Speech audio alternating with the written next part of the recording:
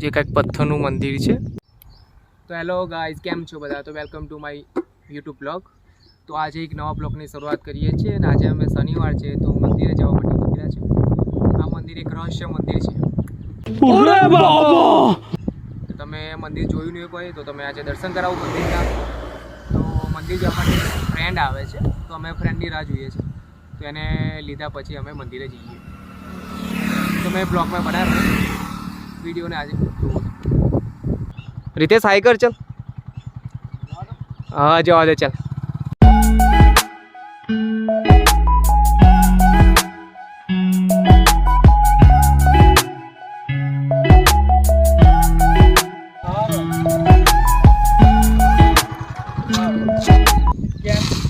तो फाइनली हमें मंदिर पर आई गया है तो तुमने मंदिर बताऊं.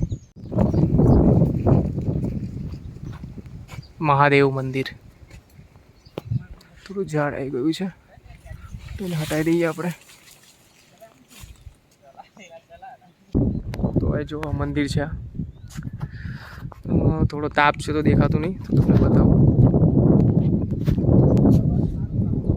જો ફેન છે. તો પહેલાં મંદિરના દર્શન કરીએ પછી મંદિરનું ચારે બાજુ તમને બતાવું. જો અખંડિત મૂર્તિઓ છે.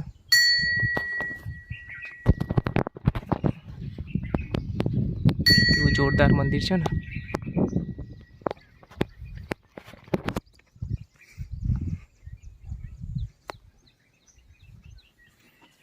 શંકર ભગવાનનું મંદિર છે.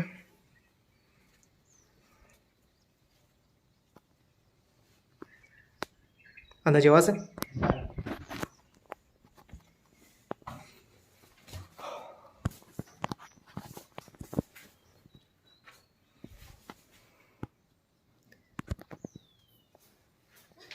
કેવું એક પ્રાચીન મંદિર છે, કેવું કલાકૃતિ વાળું.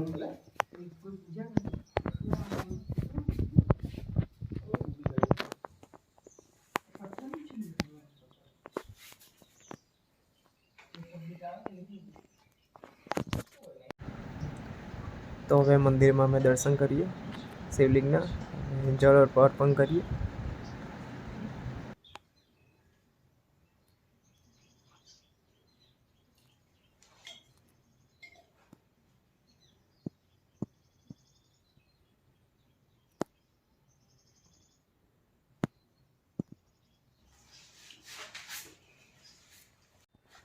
તો તમને મંદિર તો દર્શન કરી લીધા છે. તમને મંદિર બતાવું તો તાપ બહુ પડે છે. આ વર્ષો જૂનું મંદિર છે. મંદિર એટલું આકર્ષિત લાગે છે કે દૂરથી સુંદર દેખાય છે.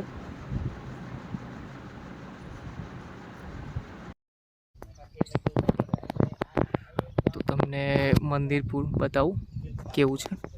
આ મંદિર માં એક કલાકૃતિઓ બધી કરેલી છે દરેક દિવાલ પર તમે જોઈ શકો છો.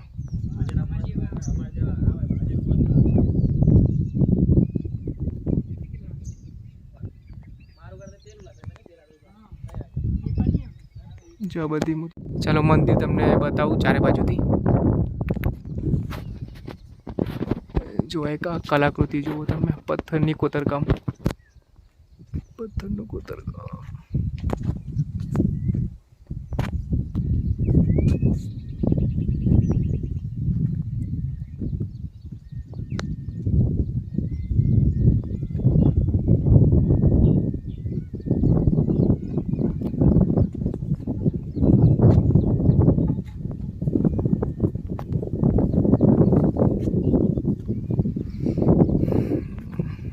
આ મંદિર એક દેસર ગામ છે ત્યાં આવેલું છે. નજીક દેસર ગામથી નજીક જ છે. ને હાલોલથી કઈ 25 કિલોમીટર સમથિંગ છે, 25-20 કિલોમીટર.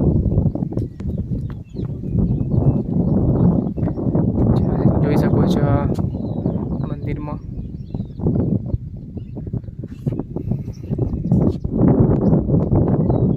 પથ્થરમાં મૂર્તિનું કામ ગજબ છે.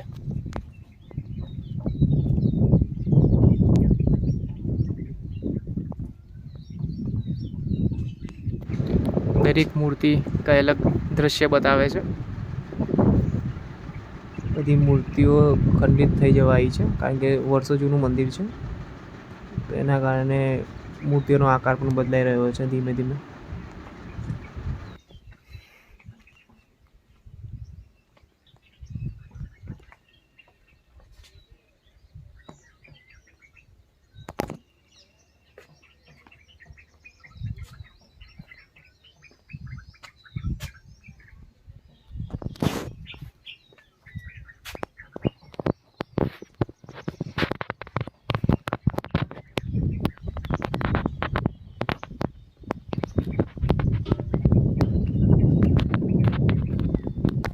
આ મંદિરના અમુક પાર્ટ્સ છે જે તૂટી ગયા છે, જે અહીંના લોકોએ અહીંયા નીચે મૂકેલા છે.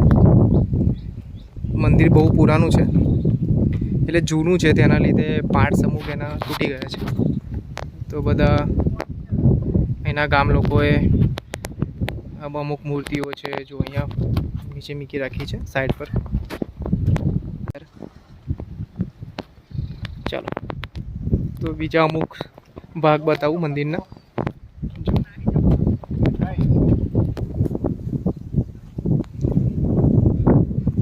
મંદિરના અમુક ભાગ છે જે પડી રહ્યા છે નીચે.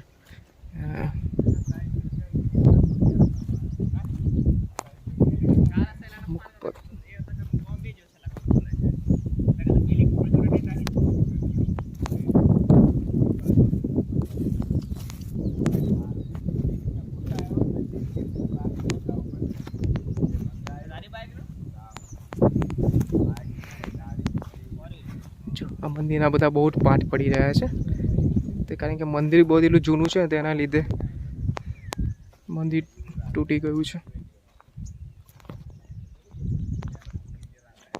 પણ તો પણ મંદિર છે ને કેટલું જોરદાર. હર હર મહાદેવ. આ મંદિરની એક ખાસિયત છે કે રાજા દશરથે અહીંયા શ્રવણને કંઈ બાણ માર્યું હતું. તો આની શું ડિટેલ છે તો ખબર નહીં, એ મંદિર વિશે શું છે ખબર નહીં. અહીંયા એક પથ્થર છે, ત્યાં લખેલું છે મૂર્તિ જોડે, પણ સંસ્કૃતમાં લખેલું છે તો ખબર નહીં, તમને જોઈ શકો છો.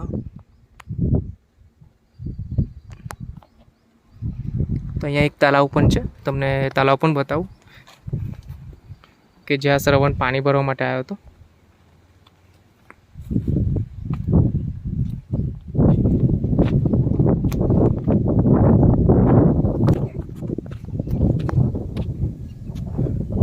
એક તળાવ છે.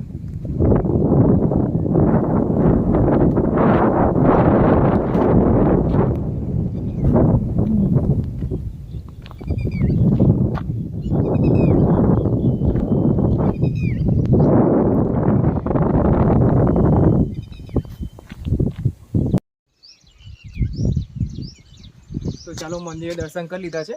તો હવે રાજા દશરથે જે શ્રવણને બાણ માર્યું હતું તે તમને બતાવું.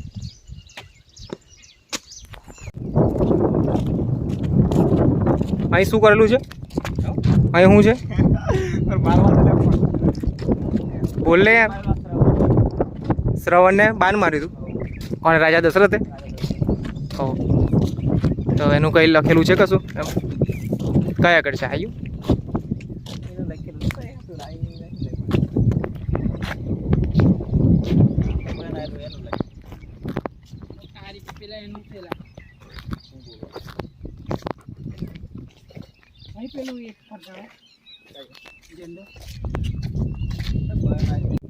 તો અમે આવ્યા છે. આ રાજા દશરથની મૂર્તિ છે, જે રાજા દશરથે શ્રવણને જે બાણ માર્યું હતું તે અહીંયા બતાવવામાં આવ્યું છે. અહીંયા શ્રવણની મૂર્તિ હતી પણ એ નીચે પડી ગઈ છે. અહીંયા ખંડિત અવસ્થામાં છે બધી મૂર્તિઓ, કોઈ કાળજી લેવા માટે કોઈ છે નહીં. क्या साबित करना चाहता है तू? क्या साबित करना चाहता है तू? આ સાબિત તળાવ છે જ્યાં રાજા દશરથે જે શ્રવણને બાણ માર્યું હતું. જો શ્રવણ અહીંયા નીચે પડી ગયો હતો તો ત્યાંથી આ પાણી જે પણ પીવે છે ત્યાં શું માન્યતા છે? ઉપર તમને બતાવું, આ ગામના લોકો સાથે વાતચીત કરીએ આપણે. ચાલો આવી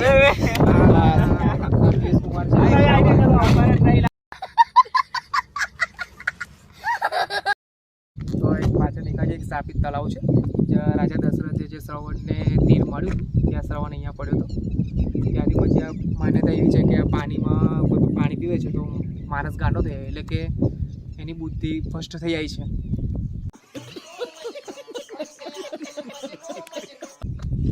આવું બહુ ડિટેલ તો ખબર નહીં, આ તો અહીંના ગામડાઓના લોકો વિશે જાણવા મળ્યું છે. તમે જોઈ શકો છો તલાવ.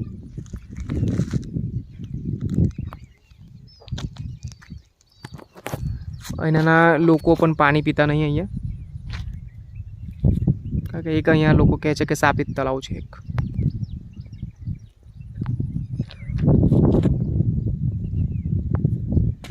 આ શું લાગ્યું?